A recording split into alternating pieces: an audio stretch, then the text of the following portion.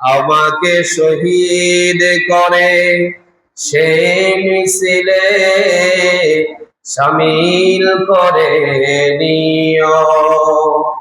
আমাকে শহীদ করে সে মিছিলে শামিল করে নিও।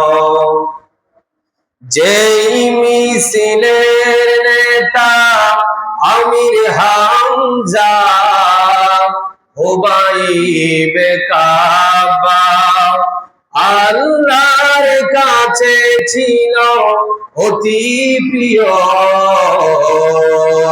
কবুল করে নিও। পড়েন আমিন। শহীদ মর্যাদা আমাদেরকে চাইতে হবে। কেমনে আমরা শহীদি মর্যাদা চাইব? আপনি যদি 5 ওয়াক্ত নামাজ পড়ে তাহাজ্জুদের নামাজ পড়ে আল্লাহ রাব্বুল আলামিনের কাছে শহীদি মর্যাদা তামান্না করেন। আপনি যদি ডায়রিয়া হয়েও মারা যান, স্ট্রোক করেও মারা যান, শরীরে বিভিন্ন রোগ আক্রান্ত হয়ে মারা যান, আল্লাহ রাব্বুল আলামিন বলবে আমার এই বান্দা তার জিন্দেগীর মধ্যে সব সময় শহীদি তামান্না করত, আমি আল্লাহ পাক তাকে আজকে শহীদ হিসাবে কবুল করে নিব। সুবহানাল্লাহ।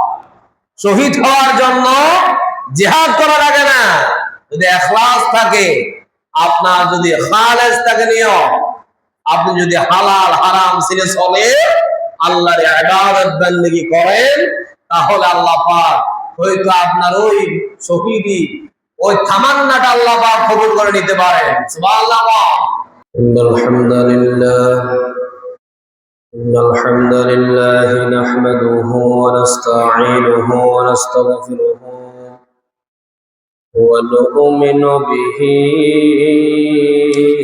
ওয়া নাতাওয়াক্কালু আলাইহি ওয়া নাউযু বিল্লাহি মিন শুরুরি আনফুসিনা ومن سيئات أعمالنا من يهده الله فلا مضل له ومن يضلل فلا هادي له ونشهد أن لا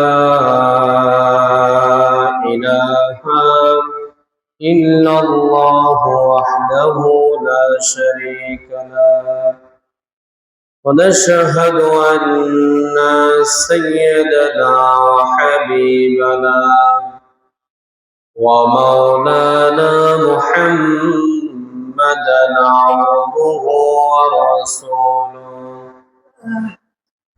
الذي أرسله بالحق بشيرا ونذيرا وداعيا إلى الله بإذنه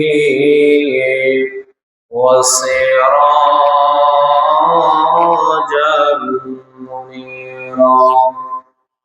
وقد قال الله تعالى في كلامه المجيد وفي فرقانه الحميد أعوذ بالله من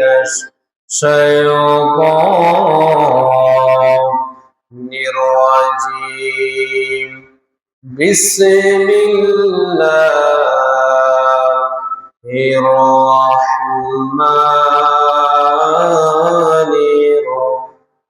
الرحيم إن الله وملائكته يصلون على النبي يا أيها الذين آمنوا صلوا عليه وسلموا تسليما. اللهم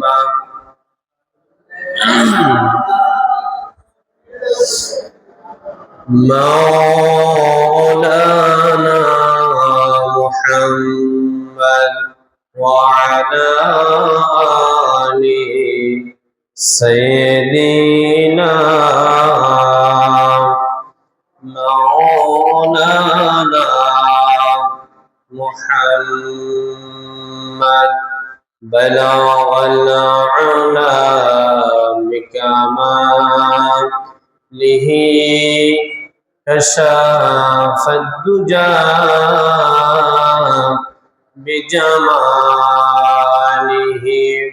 حسنت جميع خصاله صلوا عليه وآله الحمد لله ঐতিহ্যবাহী চরবারবর্তী মুর্শিদাবাদ দরজা জামা মসজিদে উপস্থিত অত্র মসজিদের দায়িত্বশীল বৃন্দ, আগত মুসাল্লিয়ানে কেরাম, সপ্তাহের শ্রেষ্ঠ দিন পবিত্র জুমার দিনে আল্লাহ পাক সুবহানাহু ওয়া তাআলা আমাদেরকে সবার আগে আগে আসার, আলোচনায় শামিল হওয়ার তৌফিক দান করেছেন। সেই জন্য সেই মুনিবের দরবার একবার চিল্লায়া পড়ে আলহামদুলিল্লাহ। লক্ষ কোটি দরুদ সালাম পেশ করছি ওই মানবতার মুক্তির দিশায় সৈয়দুল মুরসালিন খাতামান নবিয়্যিন জনাব মুহাম্মদ রাসূলুল্লাহ সাল্লাল্লাহু আলাইহি ওয়াসাল্লামের উপর, যাকে আজ থেকে ১৫০০ বছর আগে নবী কিংবা রাসূল হিসেবে প্রেরণ করেছেন, যার পরে কোনো প্রকার এই নবী কিংবা রাসূল আসে নাই, এখনো নাই, কিয়ামত পর্যন্ত আসবে না। সম্মানিত উপস্থিতি, মুসাল্লিয়ানে কেরাম, আজকে আমাদের জমার আলোচনার আলোচ্য বিষয় হচ্ছে কিয়ামতের বর্ণনা শুনবো আমরা আজকে।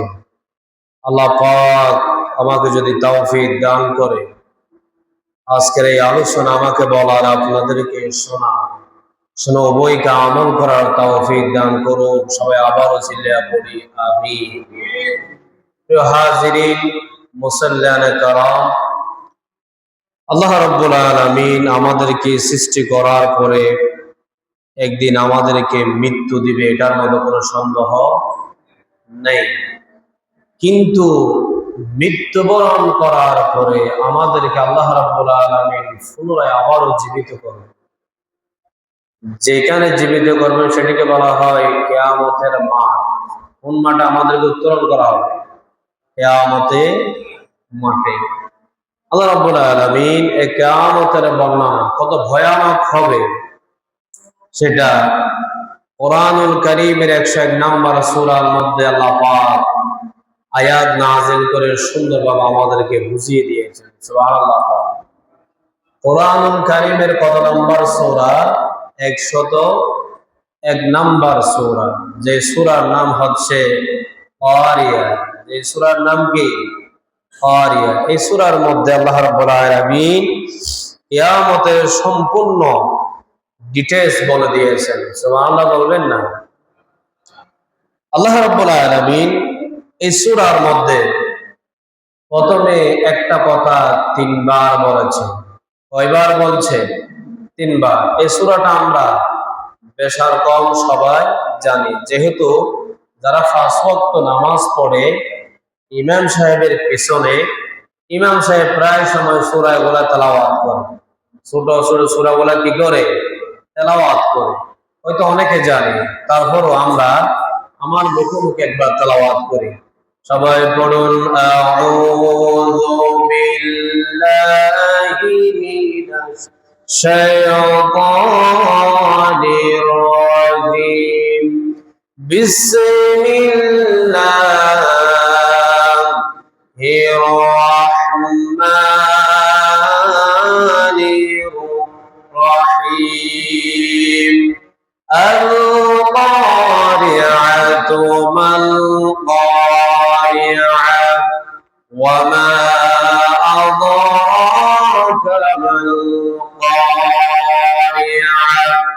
ইয়াওমা ইয়াকুনুন নাসু কাল-ফারাশিল মাবসুস وتكون الجبال كالعهن المنفوش فأما من ثقلت موازينه فهو في عيشة راضية وأما من خفت موازينه فأمه هاوية وما أدراك ما هي نار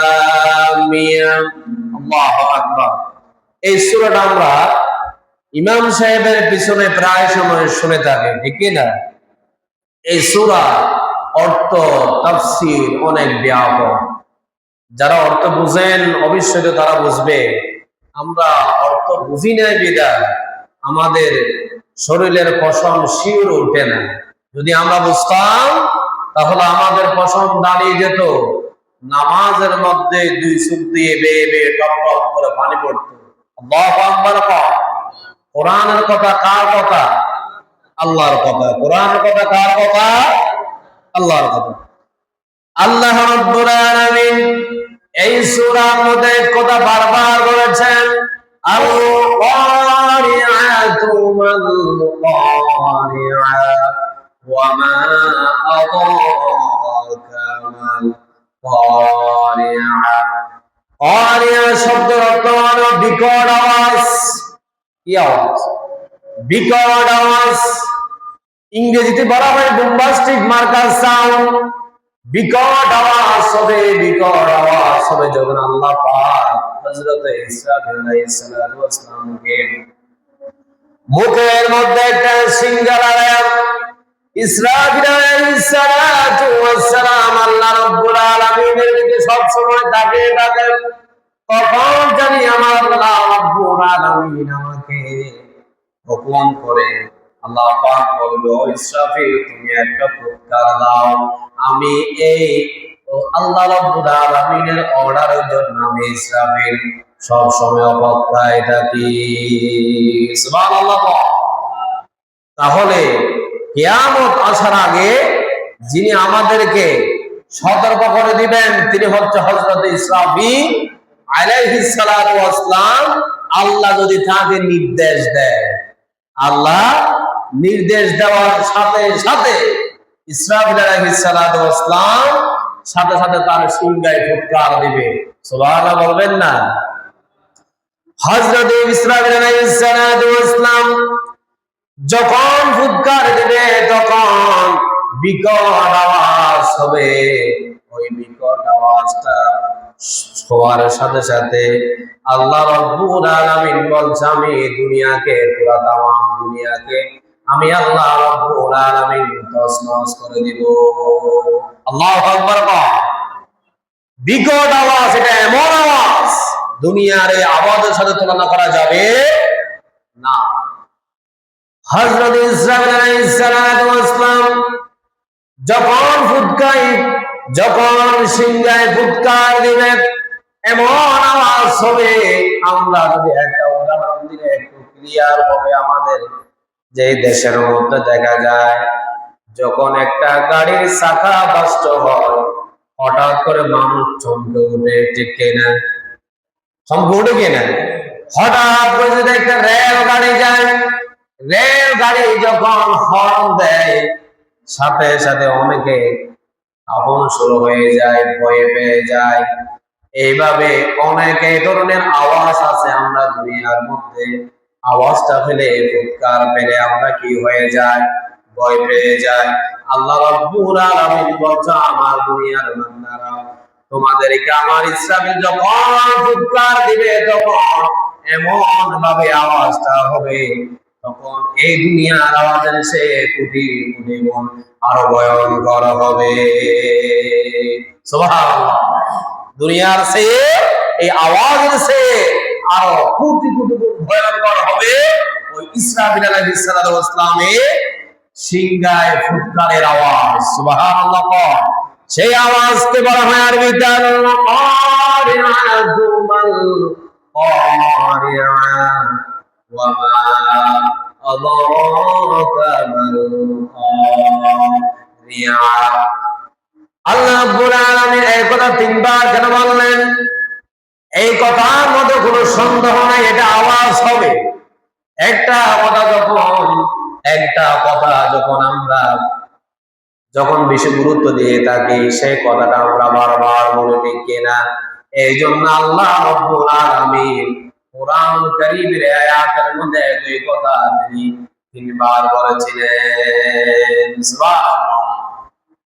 যখন আল্লাহ নবী সাহাবীদেরকে নিয়ে তিনি আলোচনা করতেন, যেটা বেশি গুরুত্ব দিতেন রাসূলুল্লাহ সাল্লাল্লাহু আলাইহি ওয়াসাল্লাম, সেটা বারবার বলতেন।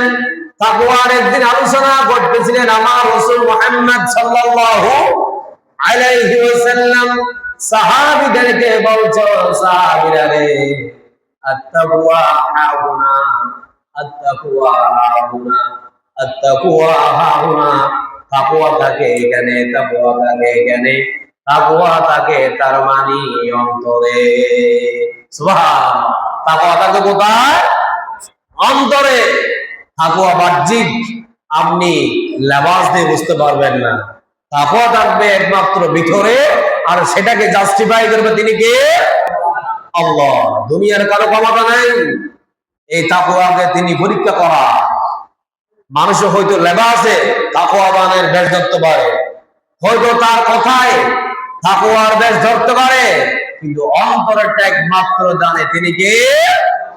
আল্লাহ। এই জন্য আল্লাহ রাব্বুল আলামিন এই আয়াতের মধ্যে বারবার বলছে, আল কারিয়াতু মাল কারিয়া ওয়া মা আদরাকা মাল কারিয়া। তার মানে যখন সিংহায় ফুৎকার দিবে, বিকট আওয়াজ হবে, এই আওয়াজ দুনিয়ার আওয়াজের চেয়ে কোটি কোটি গুণ আরো ভয়ঙ্কর হবে। আল্লাহু আকবার। আল্লাহ রাব্বুল আলামিন এর পরবর্তীতে বলছেন, ইয়াউমা ইয়াকুনুন নাসু কাল ফারাশিল মাবসুস। আল্লাহ পাক বলছে, সেই দিন মানুষ হবে বিক্ষিপ্ত পতঙ্গের মতো। সেই দিনে এই ফুৎকারের আওয়াজটা পাওয়ার পর মানুষ বিক্ষিপ্ত পতঙ্গের মতো হয়ে যাবে। আল্লাহ রাব্বুল আলামিন এর পরবর্তীতে বলছেন, ওয়া তাকুনুল জিবালু কাল ইহিলিল মানফুস। আর পাহাড় সমূহ হবে ধুনিত রঙিন পশমের ন্যায়। একটা উদাহরণ দিলে ক্লিয়ার হবে কিভাবে পতঙ্গের মতো মানুষ সিদ্ধ করবে। যখন আমাদের দেশের মধ্যে যখন দেখা যায়, যখন শীতকালের মৌসুম আসে, আমাদের ছেলেমেয়েরা ব্যাডমিন্টন খেলে কিনা, অবশ্যই খেলে। দেখা যায় ওই লাইটের সামনে কিছু পোকা মাকড় এসে থাকে, দূরতে দেখা যায়। এক সময় ওই পোকা মাকড় ছিটকে পড়ে যায়, ঠিক কিনা? নিচের মধ্যে দেখা যায় অসংখ্য পোকা মাকড় পড়ে আছে। আল্লাহ রাব্বুল আলামিন বলছো, এভাবে তোমরাও ইসরাঈল আলাইহিস সালামের প্রথম ফুৎকারের পরে তোমরা দুনিয়ার মতো এইভাবে ছিটকে পড়ে যাবা।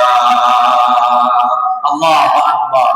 তাহলে বুঝতে হবে, আমরা দাঁড়ানো অবস্থায় থাকলেও সেই দিন আর দাঁড়ানো অবস্থায় থাকবেন না। ফুৎকারের আওয়াজ শোনার সাথে সাথে ছিটকে পড়ে যাব।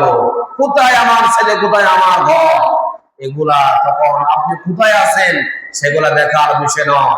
যেদিন আপনি যেখানে আছেন সেখানে আপনি ছিটকে পড়ে যাবেন, ঘরে যাওয়ার সুযোগ হবে না। আল্লাহ রাব্বুল আলামিন কোরআনুল কারীমের এক জায়গায় বলছেন, ইযা যুলজিলাতিল আরদু জিলজালাহা ওয়া আখরাজাতিল আরদু আসকালাহা। আল্লাহ পাক বলছে, ইযা যুলজিলাতিল আরদু জিলজালাহা, পৃথিবী যখন আপন কম্পনে প্রবলভাবে কম্পিত হবে, তখন এটার ব্যাখ্যা হলো, যখন পৃথিবীটা প্রকম্পিত হয়ে যাবে তখন আপনি দাঁড়ানো অবস্থায় থাকলেও আর থাকতে পারবেন না, আপনাকে এক ঝাঁকুনির মাধ্যমে সেখানে ছিটকে ফেলে দিবে। এরপরে বলছেন আখরাজাতিল আরদু আসফালাহা, পৃথিবী যখন তার ভার সমূহ ছেড়ে দেবে। এখন আমরা মাটির মধ্যে যদি দাঁড়িয়ে থাকি আমরা পড়ি না, যেহেতু আমাদের ভরটা মাটি সহ্য করার জন্য আল্লাহ পাক সেই ক্যাপাসিটি, সেই এবিলিটি মাটিকে দেওয়া হয়েছে। সুবহানাল্লাহ। এখন মানুষ মাটিকে আমাদেরকে ফেলে দেয়, এখন আমরা বসে আছি কেউ করতেছি না, মাটি আমাদের ভারটা গ্রহণ করে নিয়েছে। আর যেই দিন আল কারিয়া তোমার কারিয়া ওয়ামা আদরাকা মাল কারিয়া, যখন আল্লাহ পাক এই বিকট আওয়াজটা যেই দিন ইসরাফিল ইসলামের মাধ্যমে দিবে, সেই দিন মাটির ভরটা আল্লাহ উঠাইয়া নেবে। মাটিও আপনাকে আর কি করবে না, আর আপনাকে দাঁড়িয়ে রাখবে না। মাটিও বলবে যে আমার আর এসে ক্ষমতা নেই। সুবহানাল্লাহ। আল্লাহ রাব্বুল আলামিন বলছেন সেই দিন আপনি একটু আগেই তো বলেছি, আপনি হয়তো বাজারে থাকবেন, হয়তো আপনি কৃষি কাজে থাকবেন, আপনি ব্যবসা বাণিজ্যের মধ্যে থাকবেন। আপনি যদি একটু আগে জানতেন তাহলে আপনি কি বাজারে থাকতেন, অবশ্যই বাসায় চলে আসতেন। আপনি যদি জানতেন সিংহা আজকে ইসরাফিল ইসলাম ফুৎকার দিবে, দুনিয়াকে সে কাফন সৃষ্টি করে দিবে, তাহলে তো কোনো সন্তান বিদেশের মাটিতে থাকবে না। 10 দিন আগত মা বাবার সামনে চলে আসবে। আল্লাহ পাক বলছে কিয়ামত কোন দিন হবে, আমি আমার কোন বান্দাকে এটা জানার ক্ষমতা দেই নাই। সুবহানাল্লাহ। আমি সেই দিন আপনি হয়তো কৃষিকাজে থাকবেন, বাজারে থাকবেন, ব্যবসা বাণিজ্যে থাকবেন, হঠাৎ করে কিয়ামত শুরু হয়ে যাবে, তখন আপনি সেখান থেকে বাসায় আসার সুযোগ পাবেন না, সেখানেই ছিটকে পড়ে যাবেন। এটা হচ্ছে প্রথম ফুৎকারে, ইসরাফিল ইসলামের প্রথম ফুৎকারে আমরা কি করে যাব? ছিটকে পড়ে যাব। এরপর আসেন আল্লাহ তাআলা ইসরাফিল ইসলামকে বলবে এবার দ্বিতীয় ফুৎকার দাও। কত নাম্বার? 2 নাম্বার ফুৎকার দাও। 2 নাম্বার ফুৎকার দেওয়ার পরে হযরত ইসরাফিল আলাইহিস সালাতু ওয়াস সালাম আল্লাহ রাব্বুল আলামিনকে বলবে, ও ইসরাফিল দ্বিতীয় ফুৎকার দাও। তোমার দ্বিতীয় ফুৎকার সাথে সাথে মালাকুল মউত যিনি আছে তিনি সকল প্রাণীদের রূহ কবজ করে নিয়ে যাবে। আল্লাহু আকবার। দ্বিতীয় ফুৎকারে সকল প্রাণী, পশু পাখি, মানুষ যতগুলো আছে সবাইকে তো মরতে হবে, এটার মধ্যে কোনো সন্দেহ কি আছে? আল্লাহ রাব্বুল আলামিন বলছেন কুল্লু নাফসিন যায়িকাতুল মাউত। আমরা সবাই জানি আমরা হলাম মরণশীল, আমরা মরব, এটা সবাই জানার পরও আজকে আমরা কোরআনের বিরোধিতা করি, আমরা হালাল হারাম চিনে চলি না, অপরের সম্পদ আমরা মেরে খেয়ে ফেলি, একটু চিন্তা করে আসলে নেই। অপরের সম্পদ লুণ্ঠন করে থাকি, ক্ষমতা পেলে পাশের যে গরিব আছে সেটার খবরও আমরা না রাখি। কি নিয়ে বাহাদুরি করো? আল্লাহ রাব্বুল আলামিন যখন দ্বিতীয় ফুৎকার দেবে ইসরাফিল আলাইহিস সালাতু ওয়াস সালামের মাধ্যমে, সেই দিন তো তুমি আর দুনিয়ার জমিনে বাঁচতে পারবে না। আল্লাহু আকবার। দ্বিতীয় ফুৎকারে সকল মানুষের প্রাণীর রূহ কবজ করে নেবেন মালাকুল মাউত। মালাকুল যাকে বলা হয় আজরাইল, যাকে কি বলে আমরা আজরাইল। কোরআন কারীমের মধ্যে এই শব্দটা আসে নাই, আসছে মালাকুল মাউত। মালাকুল মাউত। এরপরে মালাকুল মাউত আল্লাহ রাব্বুল আলামিনের কাছে চলে যাবে। আল্লাহকে বলবে, ও আল্লাহ আপনার সকল বান্দা যে ইনসানকে আমি কি করেছি? রূহ কবজ করে নিয়ে এসেছি। তাহলে বলবে আর কে আছে? বলছে এখন এবার আছে ফেরেশতারা। কারা আছে? ফেরেশতারা আছে। সমস্ত জিন ইনসান সবার রূহ কবজ করে নিয়ে দেওয়া হবে। এরপরে বলছে আল্লাহ বলছে জিবরাইল আর কে আছে? বলছে এবার ফেরেশতারা আছে। আল্লাহ বলছে এবার ফেরেশতাদের রূহ কবজ করো, এবার চলে যাবে মালাকুল মাউত। রূহ কবজ করতে করতে তামাম পৃথিবীর মধ্যে যত ফেরেশতা আল্লাহ পাক নাজিল করেছে সবার রূহ কবজ করে। আল্লাহু আকবার। এরপরে আবার আসবে, আল্লাহ রাব্বুল আলামিনকে বলবে, ওগো আল্লাহ, এখন তো ফেরেশতাদের আমি রূহ কবজ করে নিয়েছি, আর কে আছে? বলবো যে আমার তিনজন খলিগ আছে, তিনজন খলিগ ফেরেশতার নাম, সেগুলোর নাম হচ্ছে হযরতে জিবরাইল, হযরতে মিকাইল, হযরতে ইসরাফিল, হযরতে কি আজরাইল। এই সাতজন ফেরেশতা আছে, তার মধ্যে একজন মালাকুল মাউত। তাহলে একজন বাদ দিলে থাকে আর কয়জন? থাকে কয়জন? তিনজন। এই আলোচনাটা আমি একবার করেছিলাম প্রথমে আপনাদের মসজিদে যখন এসেছি, আমি তখন করেছিলাম, আজ থেকে দুই আড়াই বছর আগে। আজকে আমি আবার একটু স্মরণ করতেছি, যেহেতু কিয়ামতের কথা বললে মানুষের অন্তরটা একটু নরম হয়, আল্লাহর প্রতি শ্রদ্ধা ভক্তি বেড়ে যায়, এই জন্য আমাদের এগুলো আলোচনা ব্যবহার করতে হয়, ঠিক না? আল্লাহ রাব্বুল আলামিন মালাকুল মাউত বলবে, মালাকুল মাউত, তাহলে তোমার খলিগদেরকে কি করো? রূহ কবজ করে নিয়ে আসো। খলিগদের কাছে যাওয়ার পরে তাদের রূহ কবজ করে নিল মিকাইল, জিবরাইল, ইসরাফিল, তিনজনের রূহ কবজ করে নেওয়ার পরে আল্লাহর কাছে চলে গেল, ও মালাকুল মাউত, আর কে আছে? তখন আল্লাহ রাব্বুল আলামিনকে মালাকুল মাউত বলছে, ওগো আল্লাহ, আপনি আল্লাহ, আমি ছাড়া দুনিয়ার মধ্যে আর কেউ নাই। আল্লাহু আকবার। দুনিয়ার মধ্যে আর কেউ আল্লাহ এবং মালাকুল মাউত ছাড়া আর কেউ নাই। তাহলে আল্লাহ বলবে, এই মালাকুল মাউত, তাহলে এখন তোমার রূহ তুমি কবজ করো। একথা বলার পরে সাথে সাথে মালাকুল মাউতের শরীরের মধ্যে কম্পন শুরু হয়ে যাবে। সে তো জানে মৃত্যুবরণ করাতে গেলে, রূহ কবজ করতে গেলে কত কষ্ট, সেগুলো দেখছে কিনা? সে দেখছে কিনা? মালাকুল মাউত কিন্তু দেখেছে। এবার দেখার পরে যখন তাকে বলছে আল্লাহ পাক, এই মালাকুল মাউত, তোমার রূহ তুমি কবজ করে নাও, তার শরীরের মধ্যে কম্পন শুরু হয়ে গিয়েছে। আল্লাহ রাব্বুল আলামিন বলছে, মালাকুল মাউত, দুনিয়ার মধ্যে আমি ছাড়া কেউ থাকতে পারবে না। আল্লাহ রাব্বুল আলামিন বলছে, কুল্লু মান আলাইহা ফানি ওয়া ওয়াজহুল জালালি ওয়াল ইকরাম ফাবিআইয়ি আলা'i রাব্বিকুমা তুকাযযিবান। সব ফানা হয়ে যাবে, ফানা ফানা হয়ে যাবে, দুনিয়ার মধ্যে কেউ থাকতে পারবে না।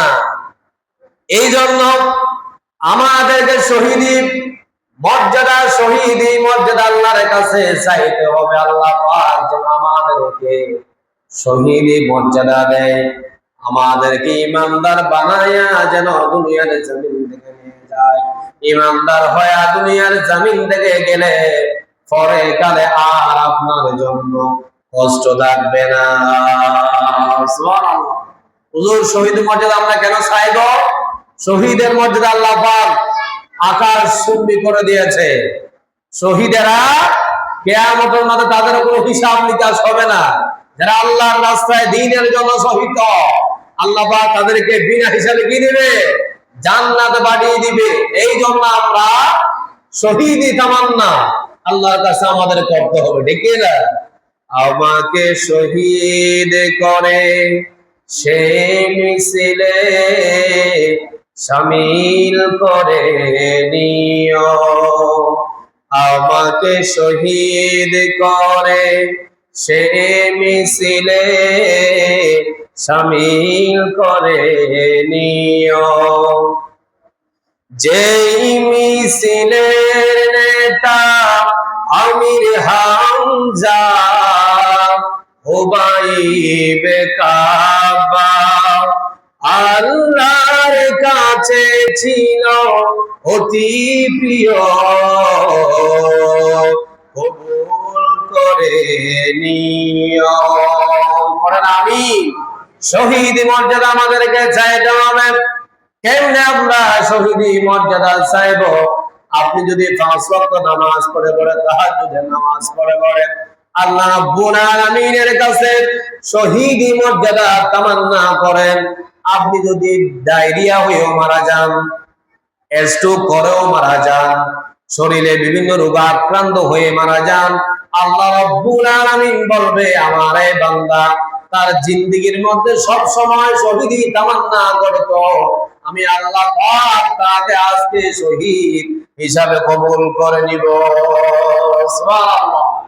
শহীদ হওয়ার জন্য জিহাদ করা লাগে না, যদি ইখলাস থাকে, আপনার যদি খালেস থাকে নিয়ম, আপনি যদি হালাল হারাম ছেড়ে চলে আল্লাহর ইবাদত বندگی করেন, তাহলে আল্লাহ পাক হয়তো আপনার ওই শহীদি ওই তামান্নাটা আল্লাহ পাক কবুল করে নিতে পারেন। সুবহানাল্লাহ। আল্লাহ পাক যদি আপনাকে শহীদ মর্যাদা দেয়, আগে কোন দিকে কমে যাবে নাকি? কমে যাবে নাকি? যাবে না। আল্লাহ পাক যদি একটা যদি গুনাহগার বান্দাকে জান্নাতে দেয়, ওখানে কেউ আপিল করার সুযোগ থাকবে না, তার একান্ত সিদ্ধান্ত। এই জন্য আমাদেরকে ইবাদত করে যেতে হবে। ইবাদত যদি আপনি মনে করেন আমার এই ইবাদত মনে হয় আল্লাহ রাব্বুল আলামিন মনে হয় খুশি নন, এটা যদি আপনি মনে করে সন্দেহ করে ইবাদত করেন, তাহলে সমস্যা আছে। খালেস নিয়তে আমাদেরকে ইবাদত করে যেতে হবে। এরপরে আসেন ইমানদার হয়ে মরতে হবে। ইমানদার হয়ে মরলে অবশ্যই লাভ আছে, বেঈমান হয়ে মরলে অবশ্যই আপনার জন্য পরকালে দুঃখ আছে। এই জন্য আমরা সবসময় ইমানের পথে চলার জন্য কষ্ট করব। একটা কথা আছে, শেষ বেলা যার সব বেলা তার, শেষ বেলা যার সব বেলা তার। আপনি যদি শেষটা ভালো হয়, মৃত্যুটা যদি আপনি যাবে, মৃত্যুর সময় যদি আপনি কালিমাটা পড়ে যেতে পারেন, আল্লাহ পাক যদি ইমানি মৃত্যুর সাথে আপনাকে নিয়ে যান, তাহলে বুঝতে হবে আপনি সাকসেস। আপনি কি সাকসেস? অনেকে আছে ইমানদার হতে হতে এমন দিকে চলে যায়, পরিশেষে নাস্তিক হয়ে যায়। কি হয়ে যায়? নাস্তিক হয়ে যায়। বুখারীর একটা হাদিস, নবী করিম সাল্লাল্লাহু আলাইহি ওয়াসাল্লাম বলছেন, এক সাহাবী জিহাদের মাঠে যুদ্ধ করার জন্য চলে গেল। যুদ্ধ করতেছে, একেবারে কাফেরদের মাঝখানে চলে গেল। কাফেরদের মাঝখানে যাওয়ার পরে দেখা যাচ্ছে সেই কাফেরদেরকে একেবারে তলোয়ার দিয়ে কচু কাটা করতেছে। এক সাহাবী দূর থেকে চিন্তা করলো, মনে হয় জিহাদের মাঠে এইভাবে যুদ্ধ করলে আল্লাহর কাছে মনে হয় বেশি প্রিয় হওয়া যায়, বেশি প্রিয় হওয়া যায়। ওই সাহাবী দৌড়ায় এসে আল্লাহ নবী মুহাম্মদ সাল্লাল্লাহু আলাইহি ওয়াসাল্লামের কাছে জিজ্ঞেস করেছে, ইয়া রাসূলুল্লাহি, ইয়া হাবিবাল্লাহ, এক সাহাবী দেখলাম জিহাদের মাঠে কাফেরদের মাঝখানে ঢুকে গেলাম, তলোয়ার নিয়ে ঢুকে গেল, কাফেরদেরকে কচু কাটা করতে লাগলো। আমার মনে হয় আল্লাহ রাব্বুল আলামিন ওই সাহাবীকে জান্নাতের উচ্চ মাকাম দান করবে। ওই সাহাবী এটা বলছে কাকে? মুহাম্মদ সাল্লাল্লাহু আলাইহি ওয়াসাল্লামকে। রাসূলুল্লাহ সাল্লাল্লাহু আলাইহি ওয়াসাল্লাম বলছেন, সাহাবী শুনে জনাব, আপনি এটা আগে বলতে পারবেন না, রেজাল্ট না হওয়া পর্যন্ত আপনি যদি আগে মন্তব্য করে ফেলেন, তাহলে আপনার মন্তব্য ভালো হতে পারে, খারাপও হতে পারে। এই জন্য আমাদেরকে আগে থেকে মন্তব্য করা এটা ভালো না। আগে থেকে মন্তব্য করা যাবে না, ফলাফল আসতে হবে, ফলাফল আসতে হবে। রাসূলুল্লাহ সাল্লাল্লাহু আলাইহি ওয়াসাল্লাম বলছে, ওই সাহাবী, কোন সাহাবী? আমার ওই সাহাবী নাস্তিক হয়ে দুনিয়ার জমিন থেকে মারা যাবে। নাউজুবিল্লাহ। আল্লাহ রাসূল যখন এই কথা বলছে, সাহাবী তো অবাক হয়ে গিয়েছে। কি বলেন ইয়া রাসূলুল্লাহ?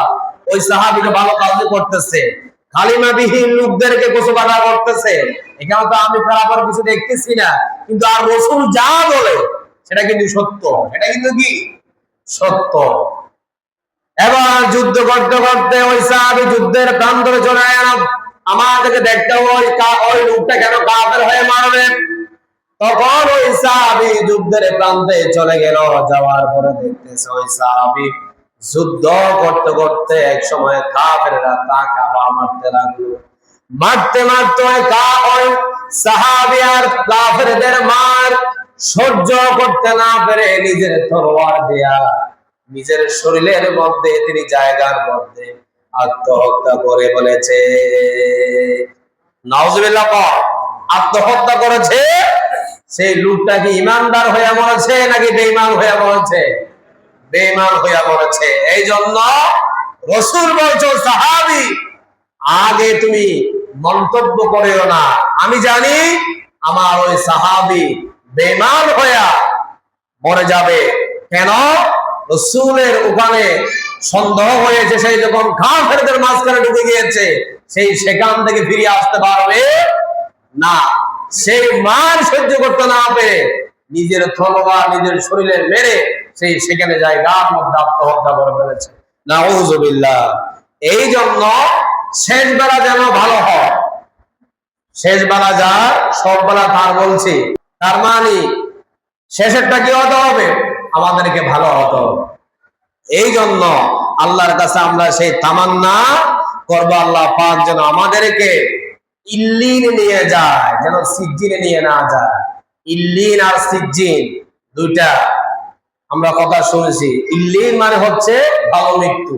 ইল্লিন মানে কি? ভালো মৃত্যু। ফেরেশতারা মালাকুল মউত আপনার রূহটা কবজ করে এমন ভাবে নিয়ে যাবে আপনি ফেরো পাবেন না। সুবহানাল্লাহ। ওই ফেরেশতা যখন আপনার কাছে আসবে, ওই ফেরেশতার শরীর দিয়ে সুগন্ধি বের হবে, তার শরীরের মধ্যে থাকবে সাদা কাপড়। তাহলে বুঝতে হবে আপনি যখন কষ্ট পাবেন না, বুঝতে হবে আপনার রূহটা নিয়ে ইল্লিনে নিয়ে গিয়েছে। আর যদি যারা ইসলামের দুশমন, যারা কোরআনের দুশমন, তাদের রূহটা এমন ভাবে কবজ করবে, তারা একটা উদাহরণ দিয়ে, হাদিসের উদাহরণ, একটা জীবন্ত ছাগলের চামড়া যখন তুলে ফেলা হয়, ওই ছাগলটা যেভাবে কষ্ট অনুভব করবে, ঠিক তেমনি ভাবে একজন ইসলাম বিদ্বেষী মানুষের রূহটা ওইভাবে কবজ করার সময় কষ্ট হয়। আল্লাহু আকবার। তাহলে বুঝতে হবে আমাদেরকে ইমানদার হয়ে মরতে হবে। বেঈমান হয়ে মরলে আপনার রূহটা নিয়ে যাবে সিজ্জিনের, তার মানে জাহান্নামের অথল গহ্বরের দিকে নিয়ে যাবে। আল্লাহু আকবার। সময় কমে জন্য আমরা তাড়াতাড়ি চলে যাচ্ছি। পরবর্তী আয়াতে আল্লাহ রাব্বুল আলামিন বলছেন, ফাআম্মা মান সামুলাত মাওয়াজিনুহু, তখন যার নেকির পাল্লা ভারী হবে, আল্লাহ রাব্বুল আলামিন যখন আপনাকে কিয়ামতের মাঠে তুলবে, আপনার নেকির পাল্লা যখন ভারী হবে, ফাহুয়া ফি ঈশাতির রাদিয়া, এমন সুখের জীবন যা সে পছন্দ করবে, যা পেয়ে সে সন্তুষ্ট হয়ে যাবে। যখন নেকির পাল্লাটা যখন ভারী হয়ে যাবে, ওই আল্লাহর বান্দা যখন সুখে দেখবে, সে তো সন্তুষ্ট হয়ে যাবে। আল্লাহ পাক তো আমাকে অবশ্যই জান্নাতে দাখিল করাবে। সুবহানাল্লাহ। ভালো কিছু দেখলে অবশ্যই খুশি লাগবে না? ভালো কিছু দেখলে খুশি লাগবে কি না? যখন আপনার আমলনামা যখন ওই পাল্লার মধ্যে দেওয়া হবে, পাল্লা যেটা, এটা আমরা যে ব্যবসা বাণিজ্যের মধ্যে ইউজ করি, ওই পাল্লা নয়। ওই পাল্লার মধ্যে বেশ কম হতে পারে।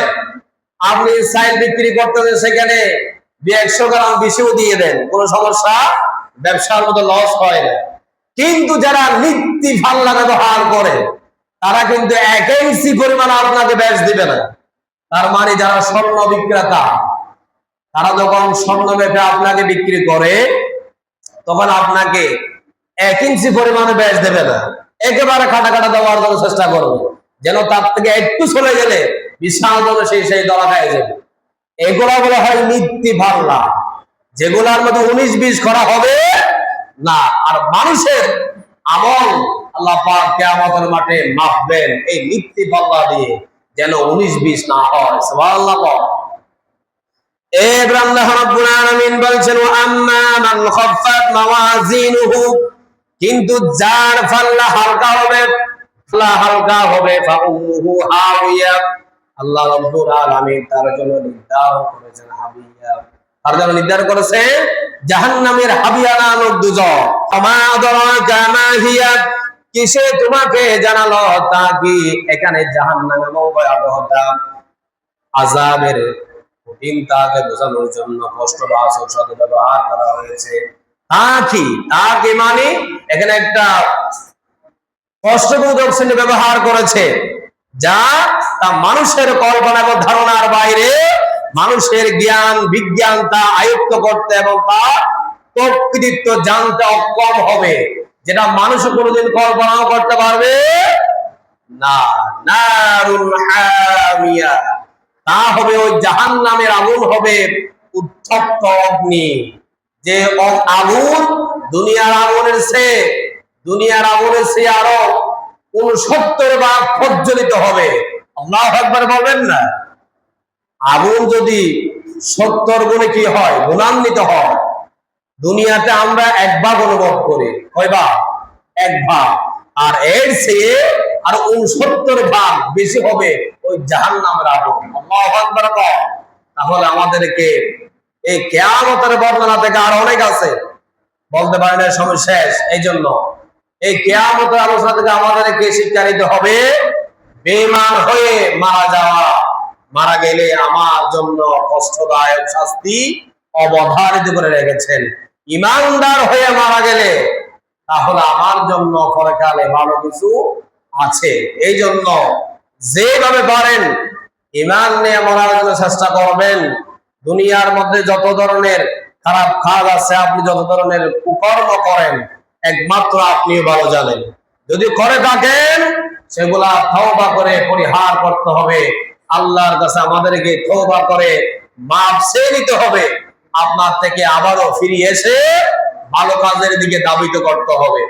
এই জন্য আল্লাহ পাক আমাদেরকে যা আলোচনা করেছি এগুলো আমল করার তৌফিক দান করুন। সকলে আমিন। ওয়া মা তাওফীকি ইল্লা বিল্লাহ।